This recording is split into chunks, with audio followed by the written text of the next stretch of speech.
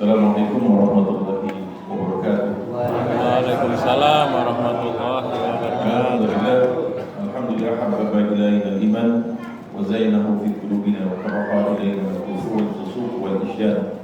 Asyhadu an la ilaha illallah wa anna Muhammadan abduhu wa rasuluhu la nabiyya ba'dahu.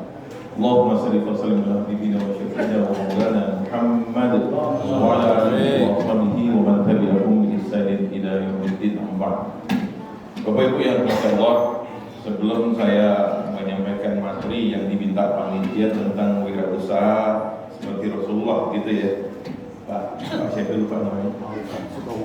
Ya, yang minta saya bawa 2 buku. Saya udah nulis 22 buku. Saya lupa itu buku yang berapa belas. Judulnya 7 Rahasia Kaya dan Sukses Abdurrahman bin Auf. Jadi ini Abdurrahman bin Auf ini sahabat Rasulullah yang paling kaya. Di antara semua sahabat paling kaya Abdurrahman bin Auf. Rahasianya ada di sini.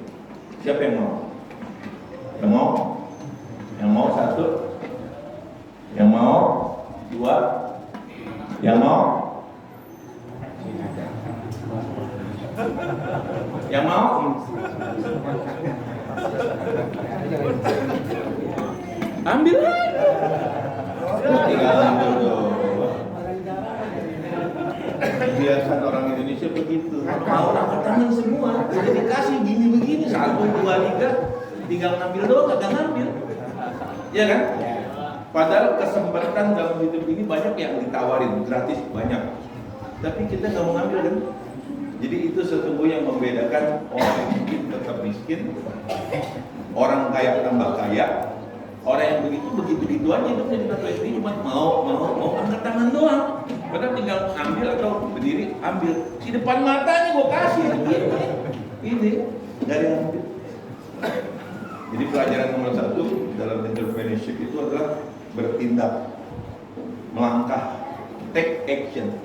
Karena dalam hidup ini banyak hal-hal yang gratis yang ditawarkan sama kita cuma tinggal ngambil. Paham ya? Paham? 2, saya harus bawain dalil dulu sebelum saya ngomong saya harus ada dalilnya kan gitu. Oh dalilnya Pak Ustaz kan gitu. Gua kasih dalil. Ini yang barusan tadi nih, yang saya tawarin dulu ngambil parit cuma begini doang. Di gini baru maju 1. Maju belakang telat. Sampai depan udah diambil orang. Itu begitu Pak. Ya kan kita telat habis diambil orang. Dalilnya itu surat 9 ayat 105 At-Taubah. A'udzubillahi minasyaitonir rajim. Wa quli malu. Bekerjalah kamu, berbuatlah kamu, beramallah kamu. Fasayarallahu amalukum. Kalau lu udah berbuat, kalau lu udah bertindak, kalau lu udah take action, fasayarallahu amalukum. Allah melihat yang lu kerjain. Wa rasuluhu dan rasul wal mukmin dan orang-orang yang beriman. Tadi kan saya gini-giniin tuh, melihat kan saya yang mana yang ngambil, yang mana yang ngambil nih, yang mana yang ngambil. Di belakang semuanya begini-gini doang. Tinggal ngambil doang. Di depan mata juga tinggal ngambil doang. Coba dapat. Ada depan ngambil ya. Iya kan? Saya kagak enak, alasannya ada aja. Di belakang kagak. Alasannya ada aja. Makanya orang miskin tetap miskin dan banyak alasan. Padahal tinggal ambil. Wal mukmin wasaturaduna ila alimil ghaibi wasyahadah. Kalau kita udah berbuat, kita udah melangkah, kita udah action, wasaturaduna ila alimil ghaibi wasyahadah. Nanti Allah kasih lo kunci-kuncinya. Allah kasih jurus-jurusnya. Allah kasih cara-caranya. Allah kasih strategi-strateginya. Alimil ghaibi yang kita nggak tahu, yang kita kagak paham, totonya dapat aja, totonya kaya aja, totonya duitnya banyak aja, totonya dia makmur aja. Kita nggak tahu, bahkan dia sendiri juga kagak tahu, karena itu pemberian Allah. Wasyahadah maupun yang nyata, yang kita udah rencanain, kita program, kita kerja, dikasih tuh sama Allah kalau kita udah buat. Fayunabbi'ukum bima kuntum ta'malun. Nanti dikasih lihat sama Allah yang kita kerjain hasilnya bagaimana. Ya, 1 dalilnya itu. Yang kedua, surat As-Saff surat 61. Nanti cari ayatnya. lupa saya ini berapa, 10 atau 11. A'udzubillahi minasyaitonir rajim. Ya ayyuhalladzina amanu, wahai orang-orang beriman, hal adullukum ala tijaratin tunjikum min adzabin alim. Wahai orang-orang beriman, mau enggak aku tunjukin, kata Allah, tijarah, bisnis. Ini Allah bicara tentang apa? Bisnis. Ala tijarah itu bisnis. Mau enggak lo buat tunjukin bisnis perniagaan, tunjikum min adzabin alim. Yang bisnis itu bisa membebasin lo dari azab yang pedih, dari api neraka. Dahsyat. Ini ngomong bisnis tapi bukan sembarang bisnis. Yang bisnis ini kalau kita kerjain, kita terbebas dari api neraka. Dua. Hadisnya saya bawain. Quran itu hadis. Saya kasih lagi dua. Yang pertama kata Rasulullah, ikmalu dunyaka ka'annaka ta'isu abad. Bekerjalah kalian, berbisnislah kalian, workoholiklah kalian untuk urusan dunia kalian. Kejar dunia, kata Rasulullah. Memang begitu, ikmalu dunyaka, bekerjalah kamu di dunia untuk dunia kamu. Karena kata itu abadan, seolah-olah lu bakal hidup selamanya, lu bakal panjang umur. Cari duit sampai triliun-triliun, cari duit bisa bangun rumah 10 lantai, cari duit bisa beli mobil Alphard, Rubicon dan segala macam, boleh. Memang perintahnya begitu, ikmalu dunyaka, karena kata itu abadan. Seolah-olah lu hidup selamanya. Tapi nggak berhenti hadis situ, wa ikmalu akhirataka, karena kata mutu. Tapi beramallah buat akhirat, seolah lu mati besok. Satu hadisnya. Yang kedua itu kata Rasulullah, yadul mulia, tangan di atas, khairu min yadus sufla, lebih mulia dari tangan yang di bawah. Artinya orang kaya, orang yang bisa sedekah, orang yang bisa infak lebih mulia daripada orang yang minta-minta, daripada orang yang miskin, daripada orang yang sengsara, daripada orang melarat, daripada fakir. Yadul mulia, tangan di atas lebih mulia dari tangan yang di bawah. Hadisnya udah, ayatnya udah. Sekarang tanya saya sama bapak ibu, rukun Islam masih ingat? Ada berapa rukun Islam? 5. 1 syahadat, 2 salat, 3 zakat, 4 puasa, 5 haji. Dari 5 ini yang pakai duit yang mana? Haji pakai duit, zakat pakai duit, puasa lo makan pakai duit, buka pakai duit kan? Di antara 5 ini 3 pakai duit, ya kan? Jadi dahsyat agama kita ini. Dah, dalilnya udah, hadisnya udah, Qurannya udah, saya kasih perumpamaannya udah. Berapa belasan tahun yang lalu saya dengerin ceramahnya AA Gim di Bandung, di Darut Tauhid, mengundang satu pembicara, itu pakar marketing Asia Pasifik internasional, namanya Hermawan Kertajaya, orang Katolik.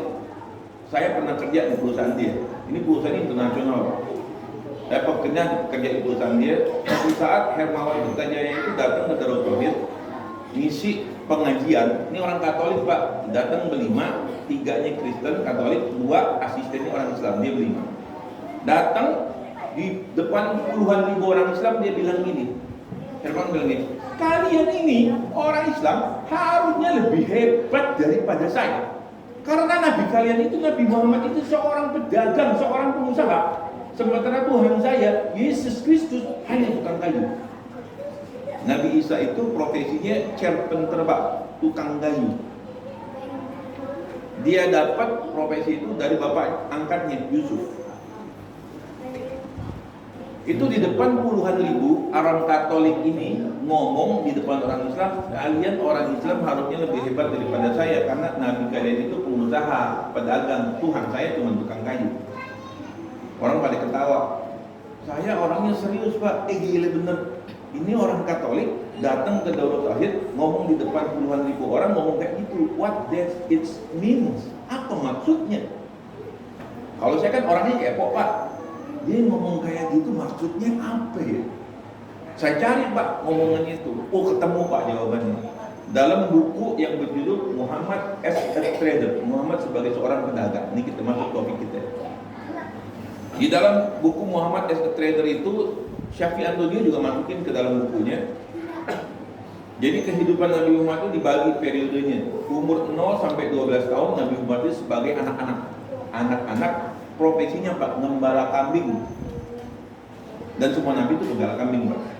Jadi 0 sampai 12 tahun Nabi Muhammad sebagai anak-anak. Umur 15 ya sampai 17 Rasulullah itu nemenin pamannya dagang. Kalau bahasa kita sekarang namanya magang. Sebagai siapa? Sebagai security guard, penjaga keamanan, jagain barang-barang dagang. Setelah itu umur 17 Rasulullah bikin perusahaan sendiri. Jadi umur 13 sampai 15 itu ngikutin pamannya, nemenin magang gitu kan. 17 tahun bikin perusahaan sendiri, Muhammad Incorporation. Bawa dagangan siapa? Bawa dagangan sendiri, bawa dagangan orang-orang Arab, termasuk dagangannya Siti Khadijah binti Khuwailid. Yang akhirnya Khadijah jadi istri beliau kan apa? Pengawalnya Khadijah, yang itu jadi intelnya Khadijah. Namanya siapa? Maisarah. Maisarah itu laki-laki, bukan perempuan. Ya, itu pengawalnya orang yang disusupin sama Khadijah. Nih kata Khadijah, Muhammad saya titip uang saya untuk didagangin, untuk diputerin, saya titip barang saya. Maisarah temenin Muhammad, liatin Muhammad gimana cara dia dagang, gimana kejujurannya, gimana kehebatannya. Begitu pulang Maisarah cerita, jatuh hati Khadijah sama Muhammad. Khadijah ini udah dilamar sama semua petinggi-petinggi di Mekah, nggak mau. Terus Rasulullah berdagang Pak, dari umur 13 kan, dari magang berdagang sampai umur 37 tahun. Terus Rasul berdagang tuh sampai umur 37 tahun.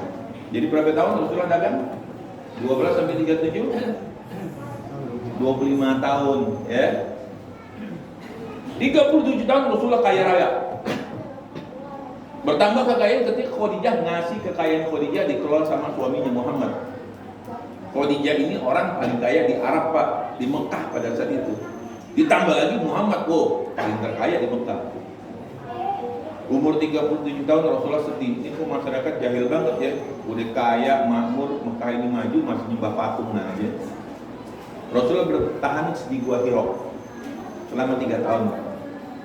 Setelah 3 tahun dari umur 37 sampai umur 40 tahun 3 tahun bertahan turun wahyu. Iqra bismi rabbikal ladzi khalaq. Jadi nabi dan rasul sah, diangkat sama Allah lewat Jibril. Setelah jadi nabi dan rasul, Rasulullah dagang nggak? Bisnis nggak? Kagak. Orang udah kaya, ya kan? Orang kaya mah bebas kan? Bebas. Umur 40 tahun jadi nabi dan rasul, semuanya berhenti Rasulullah. Rasulullah ngapain? Dakwah. Terus hidupnya Rasulullah dari mana? Orang kaya, bebas. Hartanya nggak habis-habis. Dimakaninnya nggak habis-habis. Tapi Rasulullah bukan begitu. Contohnya, Rasulullah begitu udah jadi orang kaya, dakwah, ini hartanya dititipin sama siapa? Sama pedagang yang lain yang dia kenal, teman bisnis diputerin. Tadinya jadi pedagang, tadinya pengusaha, berubah menjadi investor namanya. Putar duitnya. Setelah jadi nabi dan rasul berdakwah, wafat umur berapa Rasulullah? 63. Jadi nabi rasul umur berapa? 40. Wafat umur 63. Berapa tahun jadi nabi dan rasul? 23. Jadi pedagang berapa tahun? 25. Itu maksud omongan Hermawan Kertajaya, baru saya paham. Ternyata Nabi Muhammad itu lebih lama jadi pedagang ketimbang jadi nabi dan rasul. Dahsyat. Dan satu-satunya nabi yang pedagang sukses hanya Muhammad SAW. Jadi dari ceritanya nabi ini kita sudah tahu nabi kita pedagang, nabi kita pengusaha, bukan orang malas. Ya, itu nabi.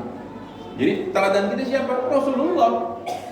Jadi menjadi pengusaha, menjadi pedagang, menjadi konglomerat itu yang udah diajarin sama Rasul sebelum jadi nabi dan sampai jadi Rasul, bahkan sampai wafat. Sekarang saya kasih contoh sahabat. Saya kasih contoh sahabat dari Saya masukin dulu hadisnya dulu. Kata Rasulullah, 9 dari 10 pintu rezeki itu letaknya di dalam bisnis. 9 dari 10 pintu rezeki itu terletak di dalam bisnis. Jadi kalau mau kaya, bisnis. Jadi kalau mau kaya, pegawai negeri. Nah, masuk di Departemen Keuangan. Lagi rame sekarang kan gitu. Gimana lu gajinya 5 juta? 7 juta bisa beli Robicon, bisa beli Ferrari. Duit dari mana? Pegawai negeri gajinya ketakar, bisa punya rumah ada kolam renangnya, bisa punya pesawat terbang. Dari mana? Pasti korupsi. Nggak mungkin. Tapi kata Rasulullah, 9 dari 10 pintu rezeki terletak pada dagang. Jadi kata Rasulullah, ya berdagang kalau mau kaya. Sahabat Rasulullah, saya nyebutin ada 8, nggak usah saya kasih contoh. 1, 2, 3 aja. Bapak, Ibu kenal Umar bin Khattab? Kenal di mana, Pak? Tahu. Apa yang Bapak tahu tentang Umar bin Khattab? Ya, Umar bin Khattab khalifah nomor 2. Tapi Bapak Ibu kagak pernah tahu kan berapa kaya Umar bin Khattab? Nggak tahu, saya kasih tahu, Pak. Umar bin Khattab itu ya punya kekayaan. Ini ditimbang ada berapa rumah nih? Nggak tahu. Berapa rumah? Kurang lebih 700. 700, Pak, 700 rumah. Saya kasih tahu, Umar bin Khattab punya rumah apa? Punya properti, pengusaha properti. Umar bin Khattab punya propertinya 70.000 rumah, Pak. 70.000 rumah. Itu kota wisata nggak nyampe 70.000. BSD itu nggak nyampe 70.000. Umar bin Khattab punya properti 70.000. Umar bin Khattab ketika meninggal, kekayaannya dihitung. Ada berapa kekayaannya? 22,3 triliun. Ini khalifah, dijamin masuk surga, kaya, Pak. Kekayaannya 22,3 triliun. Ntar saya sebutin sumbernya mana. Ngomong saya ada sumber kan? 1. Nomor 2, Utsman bin Affan. Kenal Utsman bin Affan, Pak? Tahu. Tahu Utsman bin Affan. Utsman bin Affan itu khalifah nomor 3. Ya. Utsman bin Affan itu orang kaya juga, termasuk orang kaya di Mekah dan Madinah. Punya istri, anak Rasul yang dinikahi 2, Ruqayyah dan Ibnu Kulsum. Ketika Ruqayyah meninggal, Utsman dinikahi oleh Rasulullah sama anaknya Ibnu Kulsum. Utsman bin Affan sampai hari ini, Pak, satu-satunya sahabat Nabi, orangnya kan sudah meninggal 14 tahun yang lalu, masih punya rekening, Pak, di Madinah. Masih punya rekeningnya ada atas nama Utsman bin Affan di Madinah. Rekening itu sekarang jadi apa? Jadi hotel, jadi kebun kurma itu, Hilton segala macam. Itu apa? Gara-gara wakafnya Utsman bin Affan terhadap sumur Rumat. Dibeli sumur Rumatnya, dibeli kebun kurma di belakang sumur Rumat itu, sampai sekarang kekayaan Utsman bin Affan masih ada, rekeningnya masih ada. Dahsyat. 3 terakhir. Umar udah, Utsman udah. Nah, yang ketiga ini yang tadi saya kasih bukunya tuh. Abdurrahman bin Auf. Abdurrahman bin Auf pada saat meninggal, Pak, pada saat meninggal punya istri 4. Istrinya 4 pada saat meninggal. Masing-masing istri dapat warisan dapat 800 miliar, Pak. Jadi tiap istri dapat 800 miliar.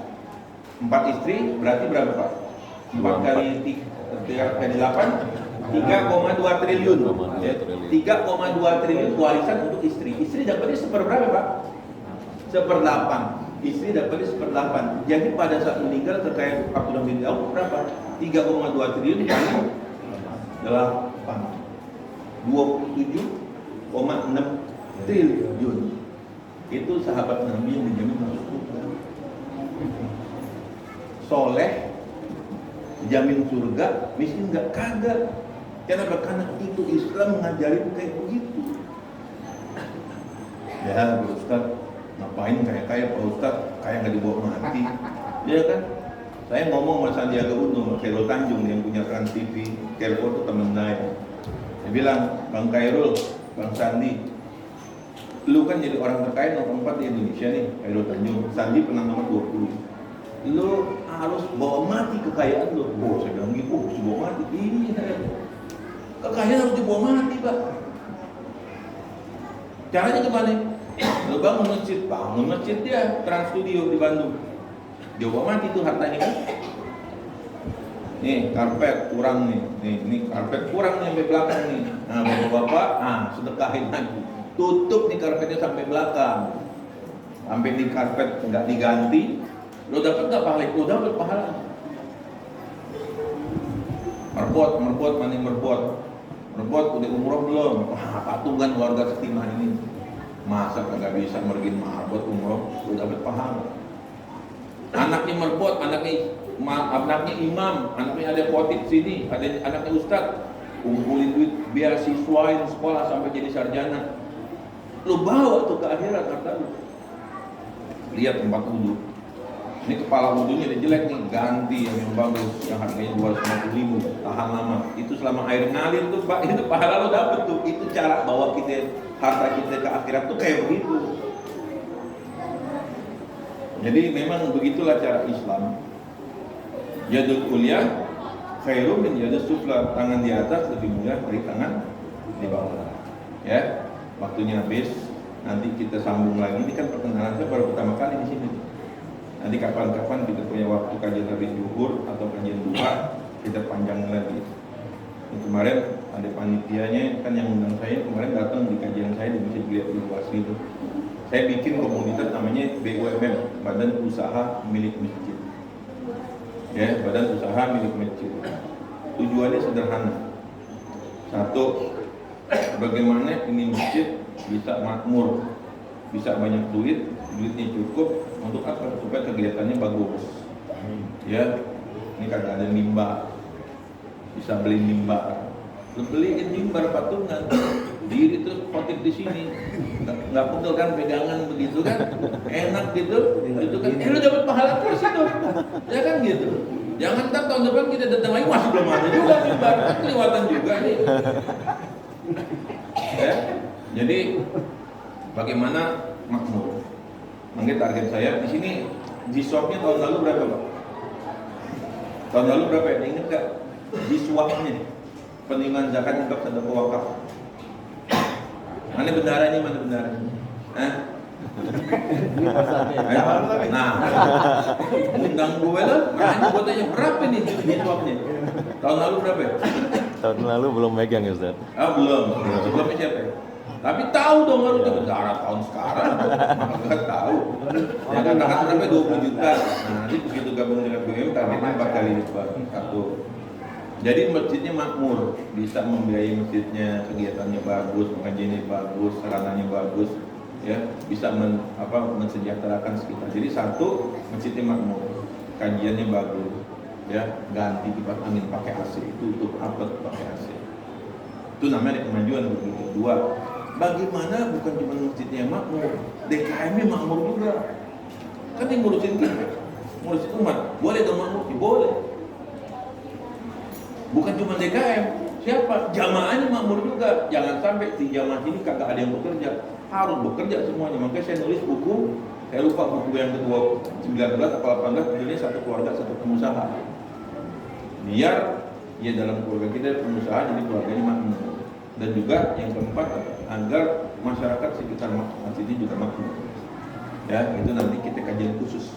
Ya, dekat rumah saya seberang dari kedua asli, tinggal loncat doang lewat masjid Beki, belok ke kiri, belok ke kanan, lurus saja mentok, nggak bisa lewat sini karena di portal digembok. Jadi sejak COVID digembok, gitu kan.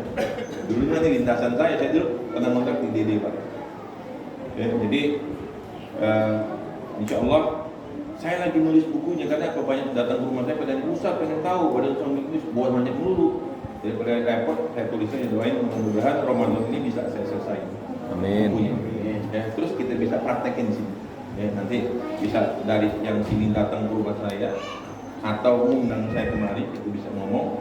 Ya, kita bahas tentang badan usaha milik masjid, bagaimana masjidnya makmur, DKM-nya makmur, jemaahnya makmur, warga sekitarnya juga makmur. Jadi saya begitu. Ya, alhamdulillah bukunya udah dapet. Yang belum dapet buku jangan khawatir. Ramadan tanggal 1 kemarin udah keluar buku saya yang ke-23. 22. Judulnya Menjadi Seperti Istri Rasulullah Sallallahu Alaihi Wasallam. Kamu tipe yang mana? Nah, judulnya gitu. Menjadi seperti istri Rasulullah Sallallahu Alaihi Wasallam. Kamu tipe yang mana? Kenapa? Karena istri Rasul ada berapa? Ada 12. Kita kan nggak tahu istri kita kayak mana. Jadi nanti di buku itu nanti bisa dibuka di situsnya bukuistrinabi.com. Bukuistrinabi.com. Silakan dibuka. Bukunya gratis. PDF. Ada tesnya juga gratis. Jadi kalau kita tes itu kita akan tahu, oh ternyata istri saya tipenya, contoh ya, istri saya tipenya tipe Aisyah. Nah begitu kita udah baca, istrinya ngomong suami, Pak, ini hasil tes saya tipenya Aisyah. Jadi sebagai seorang istri tipe Aisyah, katakan ibu-ibu ngetes nih, atau anak perempuannya tes, yang udah balik ya, yang udah pengen nikah, tes, oh ternyata saya tipenya Aisyah. Kalau tipenya Aisyah, agar bisa sempurna sebagai seorang Aisyah, maka kamu harus melakukan ini, dan ini, agar kamu sempurna sebagai profil Aisyah. Suaminya yang tahu istrinya tipe Aisyah, maka dia harus mendukung istrinya dengan melakukan itu, dan itu. Ini saya tanya Pak, kita sama bini kan, kita suka ribut Pak, ya kan Pak? Suka ribut hal-hal kecil kan? Ya kan? Kita ribut hal kecil. Kenapa? Karena kita nggak tahu apa maunya bini kita, dan bini kita nggak tahu apa maunya kita, betul Pak ya? Dan bini kita nggak pernah ngomong apa maunya dia sama kita, dan kita juga nggak pernah ngomong sama bini kita apa maunya, kan gitu kan? Nanti di buku itu di tesnya ada Pak. Contoh Pak ya, saya kasih dua aja nih. Istri itu Pak, ini yang laki-laki bapak-bapak nih. Istri itu pengen, dua hal yang saya sebutin. Satu, dia pengen itu kita hadir di rumah sebagai pemimpin kepala keluarga, sebagai suami dan sebagai bapak. Iya enggak? Kita harus tegas. Ya kan? Kadang-kadang kita semuanya terserah deh, kan begitu. Padahal enggak, bini kita tuh pengen kita tampil di mata dia, kita sebagai seorang pemimpin, sebagai kawan, sebagai bapak, sebagai suami yang tegas, punya pendirian, punya sikap, jangan mencela-mencela. Yang kedua, bini itu, ibu-ibu yakin, itu bini di belakang nih Pak, itu pengen tuh kita membantu dia melakukan hal-hal yang kecil. Contoh, ini rumah nih, kalau kita di rumah anaknya banyak, ini lantai ini keset Pak, keset. Ya nyapu kayak bantu gitu, jangan semuanya bini nyapu, ngepel, masak, nyuci, semuanya bini. Dia pengen kita apa? Kita nyapu, dia dipelin ke lantainya begitu. Pohon tuh kering, gak usah ngomongin, kita siram. Ya Pak? Kan begitu. Tapi kan dia nggak pernah ngomong sama kita kan Pak. Dan kita juga nggak pernah tanya sama dia kan. Makanya kenapa nanti di bukunya, kalau Bapak buka bukuistrinabi.com, nanti itu ada tesnya, yang tes ibu-ibu bagusnya. Nanti di situ ada 11 keinginan istri dari suami dan 11 keinginan suami dari istri. Udah dapat bukunya, udah dapat tesnya, duduk sama-sama ngobrol. Lu kan gak pernah ngobrol, nggak pernah pengen tahu caranya. Jadi kalau kita ngobrol nanti, insya Allah kalau kita bangun itu, insya Allah rumah tangga kita menjadi rumah tangga yang sakinah, mawaddah, warahmah. Silakan yang mau di bukuistrinabi.com. Ini pertemuan pertama, mudah-mudahan bukan pertama dan terakhir. Kapan-kapan bisa datang lagi ke sini dalam kajian yang lebih panjang, yang lebih teknis. Atau dari sini bisa datang ke rumah saya di Tirta Asri. Saya buka rumah saya kosong pagi jam 9 sampai jam 5 sore, saya terima orang untuk konsultasi dan diskusi. Qul qouli hadza fastaghfiruhu innahu ghafurur rahim. Assalamualaikum warahmatullahi wabarakatuh.